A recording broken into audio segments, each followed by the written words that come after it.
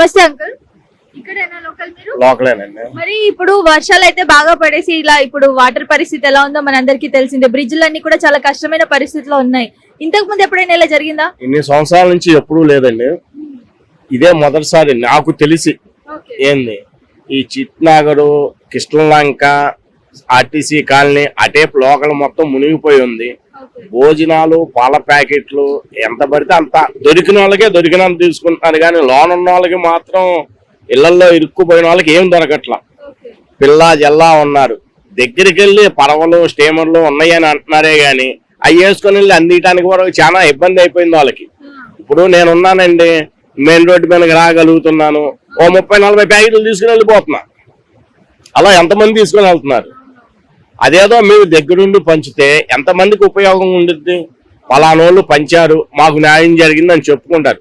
దొరికిన వాళ్ళే తీసుకుంటుంటే ఇంకెక్కడ న్యాయం జరిగింది? వాళ్ళు చేయలేదు, వీళ్ళు చేయలేదు అని చెప్పుకుంటున్నారు తప్పితే చేయాల్సిన పద్ధతి లేదు.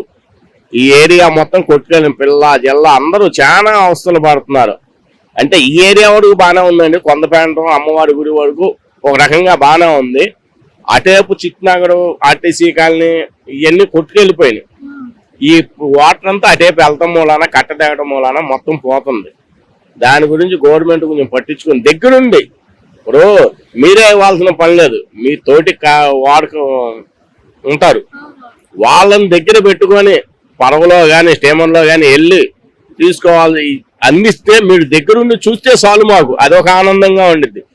ఇప్పుడే నాకు తెలిసిన న్యూస్ ఏంటంటే 8 మందిని దాటానికి ఒకళ్ళు 10,000 రూపాయలు తీసుకున్నారంట పడవోళ్ళు. నేను టిఫిన్ చేస్తుంటే ఆ కొట్టుగారు చెప్పుకుంటున్నారు 8 మందిని తేటానికి 10,000 తీసుకున్నారంట పడవోళ్ళు. ఇంక మీరు చేసేదేముందండి? డబ్బులు ఇచ్చి తెచ్చుకున్నప్పుడు ఇంక మీరు చేసేదేముంది? ఇప్పుడు న్యాయంగా మీరు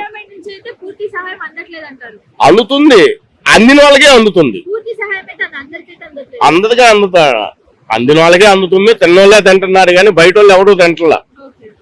మునిగిపోయిన వాళ్ళు తింటానే కదా వీళ్ళందరూ పంపిస్తుంది. ఇప్పుడు మా దేవస్థానం ఉంది, అమ్మవారి గుడి, వాళ్ళు ఎంతో కష్టపడి చేసి పంపిస్తున్నారు. వాళ్ళ పుణ్యం దేవుడి దయ వల్ల, అమ్మవారి దయ వల్ల కొంచెం జరుగుతుంది. అట్లే కొంతమంది కూడా పెద్ద మనుషులు జరిగిన వాళ్ళు కొంచెం చేసుకొని అందరూ దగ్గరికి వెళ్ళి అందిస్తే వాళ్ళు పలానా వాళ్ళు మాకు చేయగలిగాడని చెప్పుకుంటారే కానీ ఏమీ లేకుండానే మేము వచ్చేస్తున్నాం, ఇది చేస్తున్నాం టీవీలలో కనిపించడం, న్యూస్ల్లో చెప్పుకుంటాం, అది ఎంతవరకు న్యాయమో నాకైతే తెలియదు. నాకు తెలిసి నేను చెప్తున్నా, ఎందుకంటే నేను తిరుగుతాను కాబట్టి నాకు తెలిసి నేను చెప్పుకుంటున్నాను. అది మేడం. సో ఇప్పుడు ఇక్కడ పొలిటికల్ నేతలు కూడా అందరు ఇక్కడిక్కడే తిరుగుతున్నారు అని చెప్పేసి అంటా ఉన్నారు, నిజమేనా? తిరుగుతున్నారు కానీ వెళ్తాంలా, వెళ్తేనే కదండి. ఇప్పుడు ఈ ఏరియా ఉంది, ఈ ఏరియాకి వెళ్తే మా ఇబ్బందులు ఏంది, మా సౌకర్యాలు ఏంది అనేది తెలుస్తాయి.